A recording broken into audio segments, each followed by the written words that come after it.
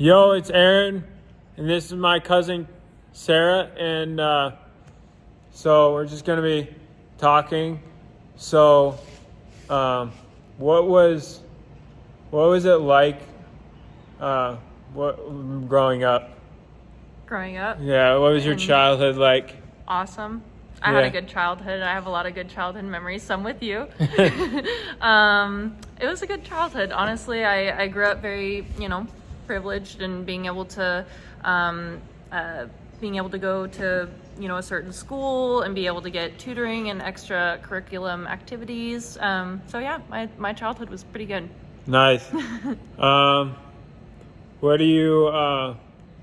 What are your dreams? What's your So if you had, let's say didn't have to work and all your responsibilities were taken care of, how would you spend your day? What would your dream day be? I'd be like Guy Fieri and I'd travel the world and eat a bunch of Oh, food. yeah. Yeah, I'd be Guy Nice. Fieri. Yeah. I'd want to go around and eat a bunch of food and rate it and yeah, Nice. travel everywhere and eat a bunch of food. Yeah.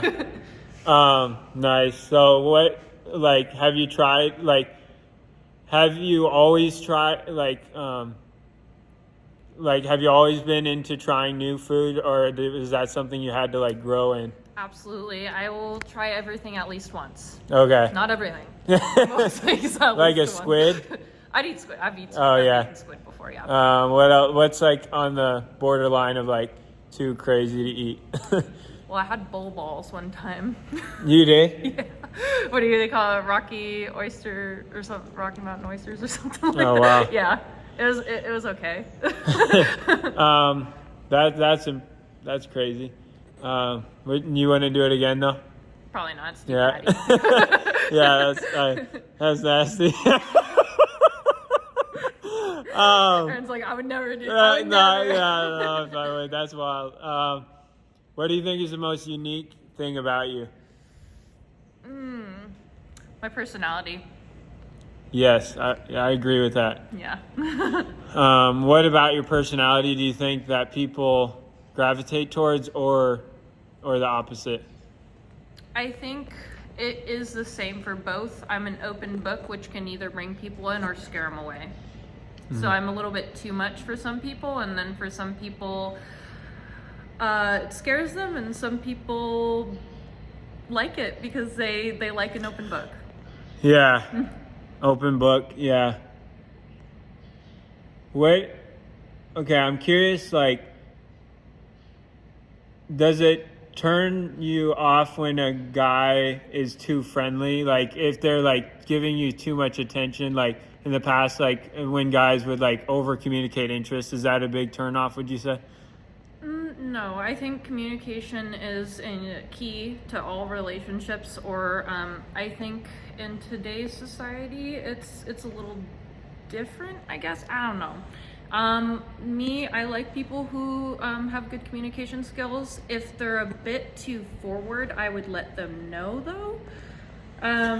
But for me, no, if a guy's friendly and if I'm not interested, I'll just let him know.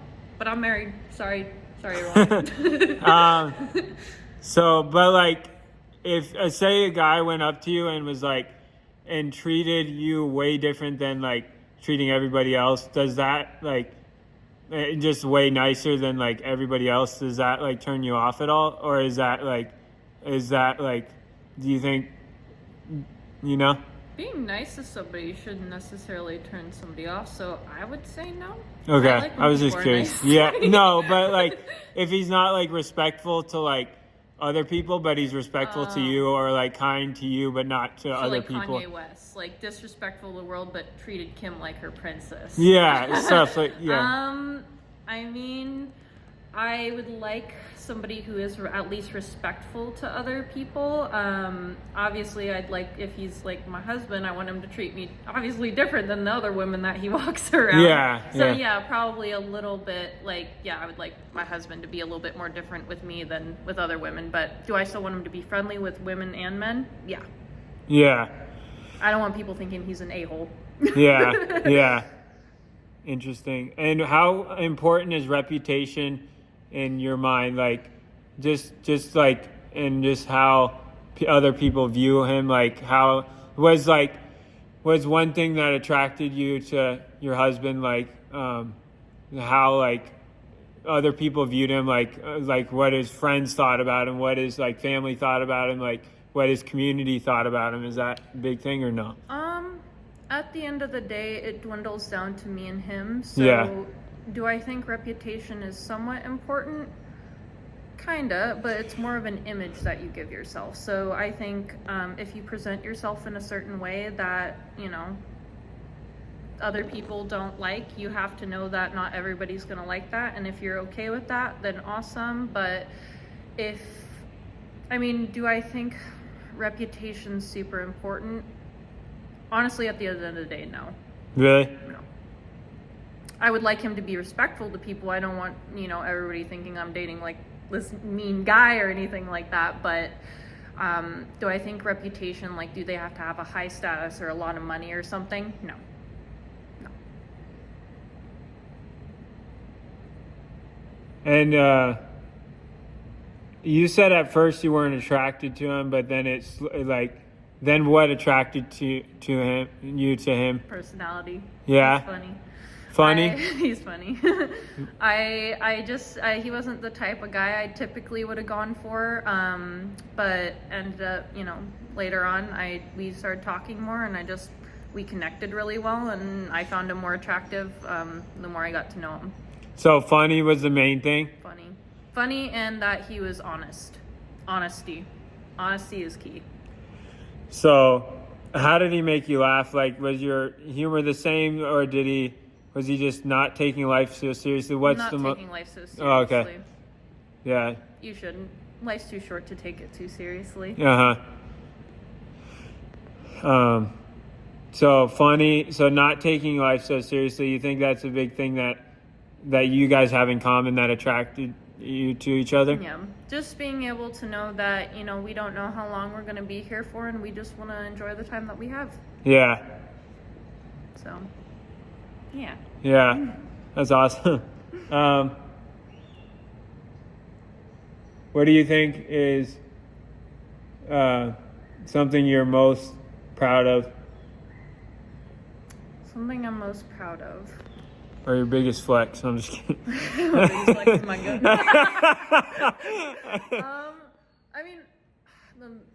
The biggest thing I'm proud of is being authentically myself.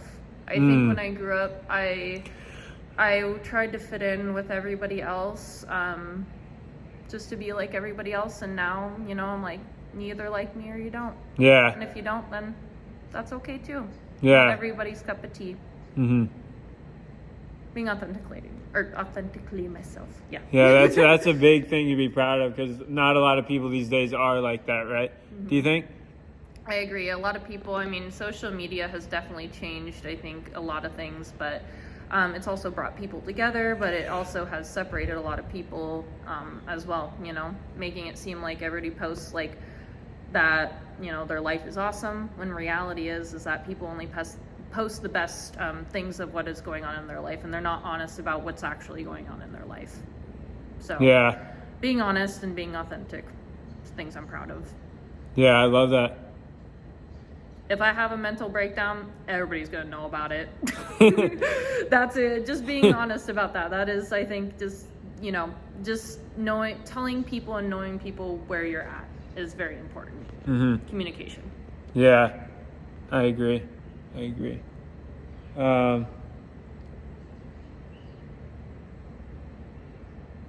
What's one thing that you've learned from the last year? Oh my gosh. Just this last year.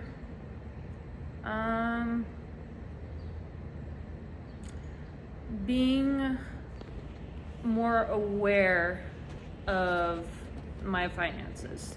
I think a lot of the time, especially with, you know, just being more aware and conscious of what I'm spending my money on, because it's so easy to go out and just, you know, blow your money on going out to restaurants or anything. I'm more cautious of what I spend my money on, and I have more intent towards it of, you know, if I work so many hours and I want a coffee drink and it's like, you know, $10 or something, I'm like, is this really worth an hour of my life to drink this coffee at work? You know what I mean? Yeah. Just being more financially responsible probably is what I learned this year. That's powerful. That's key, huh? Honestly, in today's society, everything's so expensive. Yeah. Yeah. So, what do you think is the biggest challenge Gen Z faces? Having real life interactions. Really? Yes. I think a lot of social media, I mean, I'm like the beginning of Gen Z / end of millennials. I think a lot of people, you know, they have really good communicative skills over internet or, you know, over social media or whatever, but then when you actually have a conversation with them in person, it's not the same. Yeah. So I think that's probably the biggest thing, in my personal opinion, that I think that a lot of Gen Z is struggling with. Yeah. I agree. That's an interesting point. Yeah. What do you think is the biggest challenge you've had to overcome?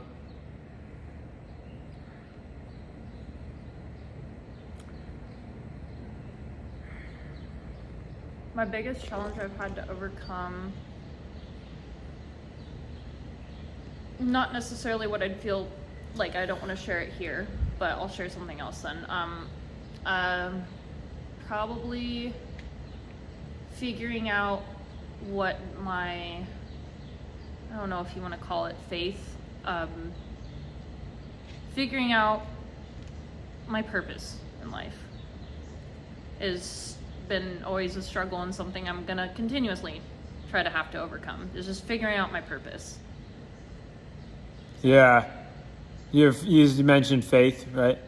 Or no? Well, I grew up Christian, and I'm in the in-between stage right now where I don't know what I believe in. So I think that's something that I guess I've been struggling with, but I'm also okay with not knowing, if that makes sense. Yeah. That's such a rare place to be, because everybody either judges you, like, well, not everybody, but like Christians often judge you for not being like all in on God, and then also the world is like I don't know. I don't know really much about the world. I just have the religious experience too, but do you feel like judged a lot of times, and just by like, or no? Not really. And if they do, I'm not paying attention. Yeah.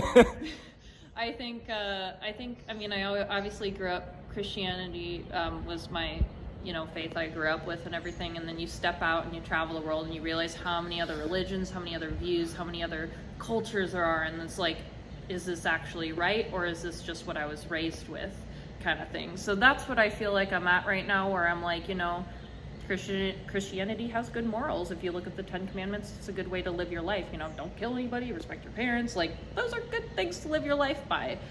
But there was a lot of things that I felt contradictory in there, and that didn't quite make sense to me. But that's where, you know, a lot of people say you have to have faith for that. So honestly, I don't know where I'm at with it right now, but I'm in between. Yeah. So what's the biggest contradictions, or you said contradictions, right? It's just a lot of the things in the Bible, it says, you know, I mean, Old Testament and New Testament are quite, you know, different. So like, Old Testament is before, you know, Jesus came and died on the cross for our sins. So, you know, God was more wrathful back then compared to after, you know. I find it confusing that God is Jesus' son, but then also God, but also the Holy Spirit. But God sent Jesus on the cross to die for our sins. But if it's he himself and his father, you see, it's complicated. So that's where I'm like, it's kind of just a lot of things don't quite make sense. And it can be because the Bible was originally written in Hebrew, and over time things translate that, again, you know, unless somebody speaks fluent Hebrew to this day, there's going to be mistranslations in it. Yeah. Again, just my opinion, don't come at me. No hate comments. No Not. hate comments. I'll cry.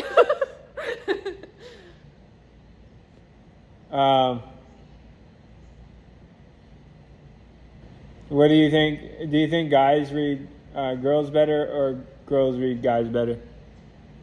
Girls read guys better or guys read girls better? I'm asking you, like, which one do you like?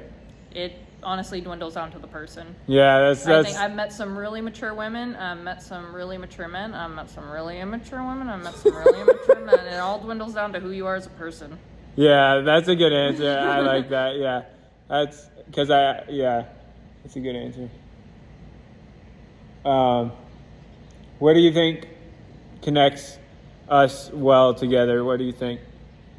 I think that you're honest. Me and you are very honest people. We share with what's on our mind, whether it's something that people agree with or not. I mean, obviously, being respectful is also something we need to keep in mind. But I think that you're just honest where you're at.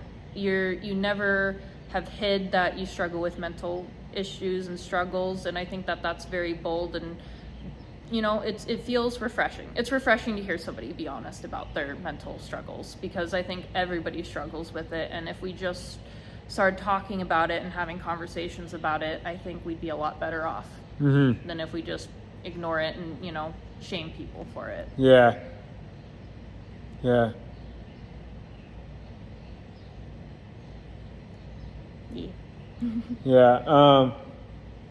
Also that you're funny too. Oh, thanks.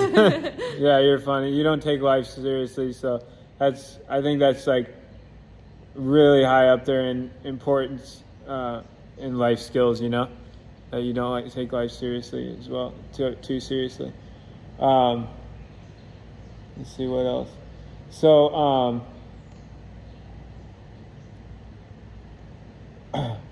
what do you think? Do you think like your sister,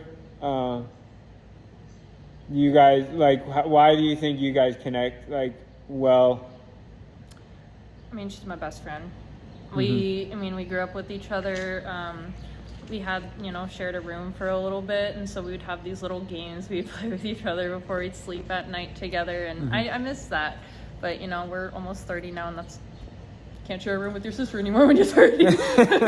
But I think it's just we grew up so close in age, and we were very opposite, and we still kind of are, but over time, we've been through it together, and we have an understanding. We were both raised the same way by the same parents, and so we learned, to just joke with each other, and you kind your own siblings got their own kind of sense of humor with each other and everything. Yeah. So yeah, I mean she's a good person. Over the years, she's really grown into herself, and I just am really amazed to see the woman she is now. Yeah. I love my sister. Amazing. Yeah, she's awesome. She is.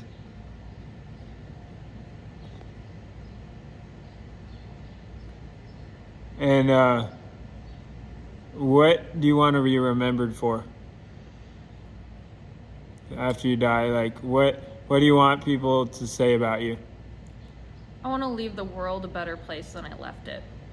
I want to, just not just with, the environment and making a cleaner place than what I left, but just memories with friends, family. I want people to remember me for being,